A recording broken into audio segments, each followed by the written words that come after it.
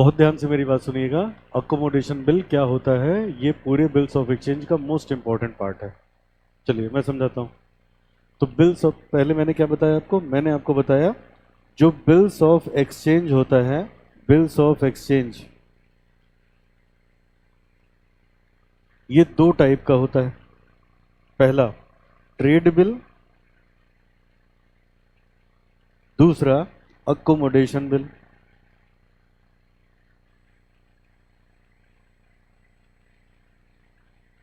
दूसरा accommodation bill.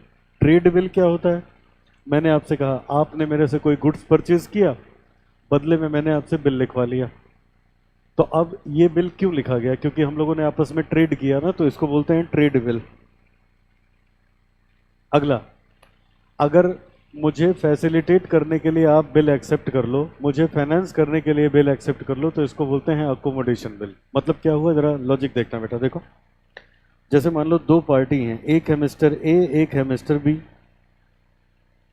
दो parties हैं, एक पार्टी है मिस्टर ए, दूसरी पार्टी है मिस्टर बी। अब क्या हुआ, मिस्टर ए को पैसे की जरूरत है और कहीं से पैसे अरेंज नहीं हो पा रहे हैं, तो मिस्टर ए बी को अप्रोच करता है, कहता है यार मेरी एक हेल्प करोगे? उसने कहा बताओ। कहता है मुझे 1 लाख रुपए की ज़रूरत है, मुझे 1 लाख रुपए की ज़रूरत है। तो बी कहता है यार एट अ टाइम तो मेरे पास पैसे नहीं है, थे पैसे कहीं इन्वेस्ट कर दिए। तो ए कहता है ठीक है पैसे मत दो, बस एक हेल्प कर दो। वो कहता है क्या? कहता है मैं एक बिल लिख रहा हूँ 1 लाख का, तुम पे बिल लिख रहा हूँ 1 लाख का, बस तुम इसको एक्सेप्ट कर लो, इस पे साइन कर दो। बी ने कहा कोई प्रॉब्लम नहीं है, तुम मेरे जानने वाले हो, फ्रेंड हो मेरे बहुत पुराने, तो कर लेते हैं। बी ने साइन कर दिया। अब बताओ इस बिल को लिखा किसने? ए ने। तो ए क्या हो गया? ड्रॉअर हो गया। एक्सेप्ट किसने किया? बी ने। तो बी क्या हो गया? ड्रॉई हो गया। और ये वैलिड बिल्स ऑफ एक्सचेंज हो गया। अब क्या होगा? अब तो बी ने कहा चलो मैंने साइन तो कर दिया, अब तुम पैसे कहाँ से लाओगे? तो ये कहता है अब तो इजी है, अब प्रॉब्लम नहीं है, मैं क्या करूंगा, मैं ये बिल लेके जाऊंगा बैंक में, मैं ये बिल लेके जाऊंगा बैंक में, बैंक में दूंगा और बैंक से इसको मैं डिस्काउंट करवा लूंगा, तो मुझे पैसा मिल जाएगा। अच्छा, मुझे ये पैसे चाहिए एक प्रोजेक्ट में लगाने के लिए, मैं अपने प्रोजेक्ट में ये पैसा इन्वेस्ट कर दूंगा, इन्वेस्ट कर दूंगा। मुझे 2 महीने बाद अपने प्रोजेक्ट से रिटर्न आ जाएगा, 2 महीने बाद। और ये बिल भी कितने दिन का बना है? 2 महीने का। तो कहेगा 2 महीने बाद जैसे मुझे पैसे मिल जाएंगे मैं तुम्हें पैसे दे दूंगा, और ड्यू डेट पे बैंक तुम्हें फोन करेगा कि लाओ पेमेंट करवाओ, तो उसी पैसे से तुम ऐसे करना कि बैंक को पेमेंट करवा देना। इस कंसेप्ट को बेटा हम लोग बोलते हैं अकोमोडेशन ऑफ बिल। मुझे रिप्लाई करो, यहां तक समझ में आई बात? सब बच्चे रिप्लाई करो, यहां तक बात समझ में आई कि नहीं आई? फटाफट बताओ, फिर एंट्रीज बताएं।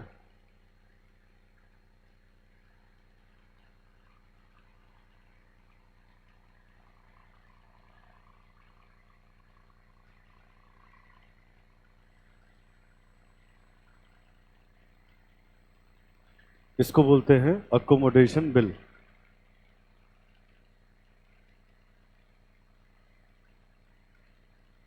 ओके ठीक है, समझ में आ गया, बहुत बढ़िया। अब यहाँ क्या है बेटा, यहाँ सिर्फ ए को पैसे की जरूरत थी, यहाँ सिर्फ ए को पैसे की जरूरत थी। कभी कभी कभी कभी ऐसा होता है बेटा कि दोनों को पैसे की जरूरत होती है। जैसे एक मिस्टर ए है, एक मिस्टर बी है।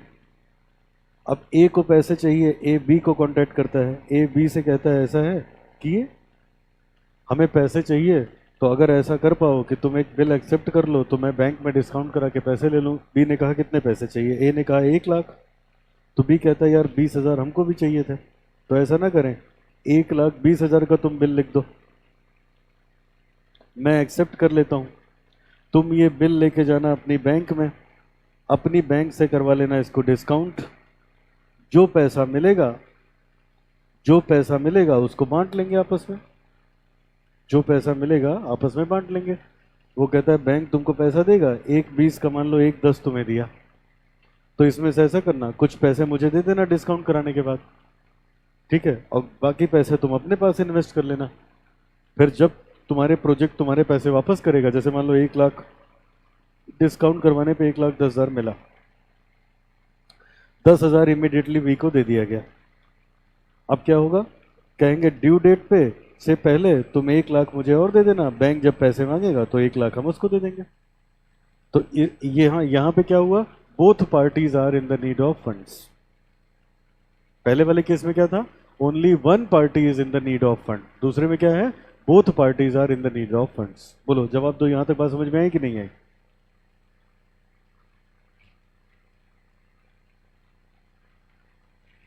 फटाफट रिप्लाई करो, यहां तक बात समझ में आई कि नहीं आई?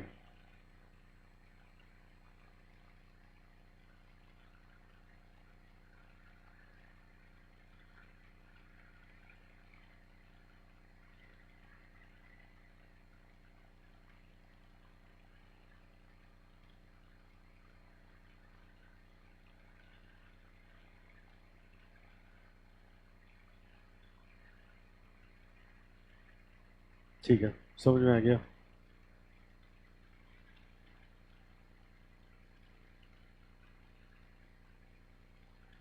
तो आगे बढ़ते हैं। तो अब बेटा इसके बारे में सारी एंट्री वही होगी भाई, बिल लिखने की एंट्री थोड़ी ना बदल जाएगी, डिस्काउंट करवाने की एंट्री थोड़ी ना बदल जाएगी, डिसऑनर की एंट्री थोड़ी ना बदल जाएगी, एंट्री वही रहेगी, बस कंसेप्ट चेंज हो गया। तो अब इसको समझने के लिए जरा एक क्वेश्चन करके देखते हैं कि ये होता क्या है।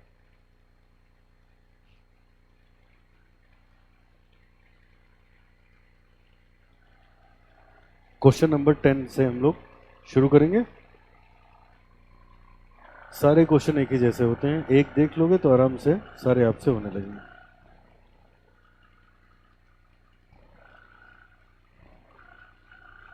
पढ़िए क्या लिखा है। लिखा है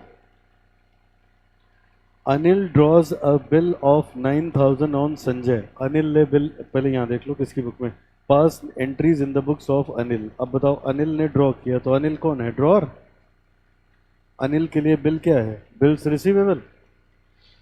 बेटा अकोमोडेशन बिल इसलिए एग्जाम में इंपॉर्टेंट हो जाता है क्योंकि जो पार्टी ड्रॉर है आधे क्वेश्चन में, आधे के बाद वही ड्रॉ ही हो जाता है। तो क्वेश्चन एक ही होता है लेकिन एग्जामिनर हमसे सब कुछ पूछ लेता है, डिस्काउंट करवाएगा, डिसऑनर करवाएगा, सारी चीजें अभी आप देखना है क्वेश्चन। पढ़ो क्या लिखा है।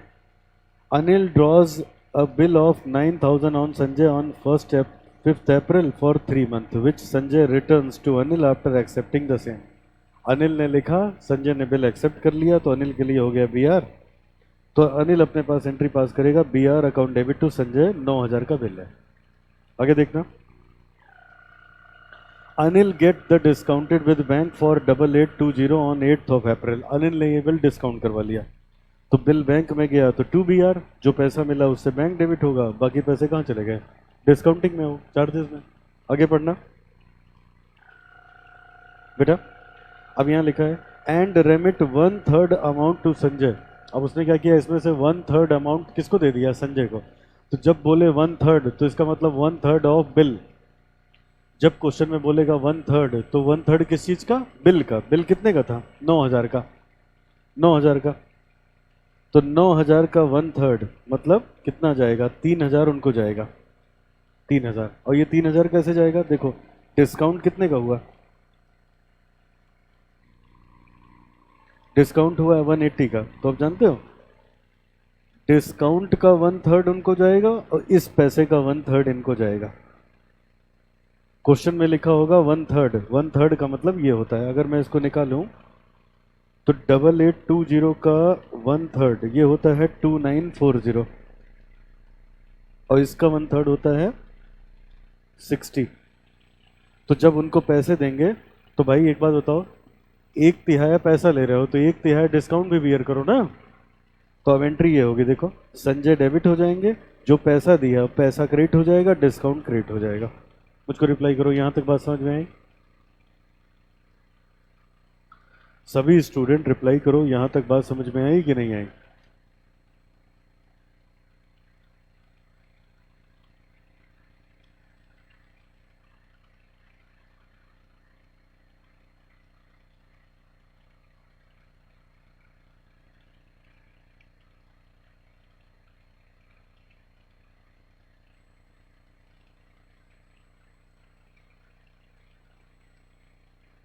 ठीक है, यहाँ तक बात आ गई। अब ध्यान रखना, 1/3 पैसे वो ले चुका है तो 2/3 इनको देना था। ड्यू डेट से पहले अगर ये 2/3 दे देंगे तो वो पेमेंट करा देगा बैंक को। ठीक है, अब आगे देखो नेक्स्ट क्या हुआ। अब सोच जरा हुआ क्या क्या है। अनिल ने बिल लिखा, संजय ने एक्सेप्ट कर लिया, अनिल ने डिस्काउंट करवाया और 1/3 पैसा दे दिया, तो 2/3 अभी किसको देना चाहिए? अनिल को देना चाहिए, किसको? संजय को। लेकिन अनिल दे नहीं पाया, ये पढ़ो। On the due date Anil fails to remit, on the due date Anil fails to remit the amount due to Sanjay. Due date से पहले अनिल फेल हो गया संजय को पैसे देने में, but accept the bill of 12,600 for 3 month. अब नोटिस करो, अनिल ने बिल एक्सेप्ट किया, अब अनिल हो गया ड्रॉई, अनिल ड्रॉई हो गया। 12,600 का बिल एक्सेप्ट कर रहे हैं, तो क्या एंट्री करेंगे? ये बिल्स पेबल क्रेडिट होगा और संजय को डेबिट कर देंगे, Sanjay debit to bills payable. अब ये ड्रॉई हो चुके हैं। अब आगे पढ़ो क्या हुआ। अब संजय ने वो बिल डिस्काउंट करवा लिया, संजय ने डिस्काउंट करवाया तो संजय अपने यहाँ एंट्री करेगा, हम तो संजय की बुक में एंट्री कर नहीं रहे। उसने इतना पैसा अनिल को भेज दिया, 2220 अनिल को भेज दिया बेटा।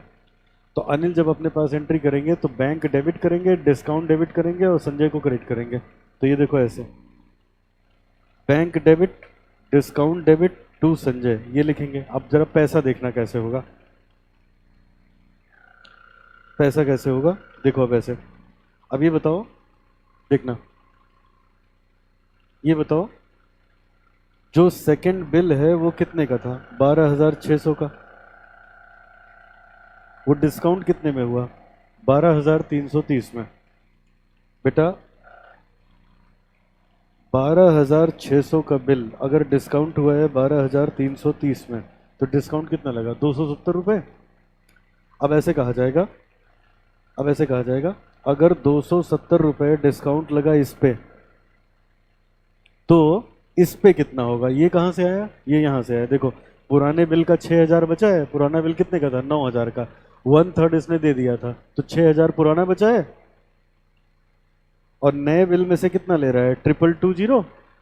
तो कहा जाएगा अगर 12,600 का बिल था, 12,330 में डिस्काउंट हुआ, तो इसका मतलब डिस्काउंटिंग चार्जेस कितने लगे? 180।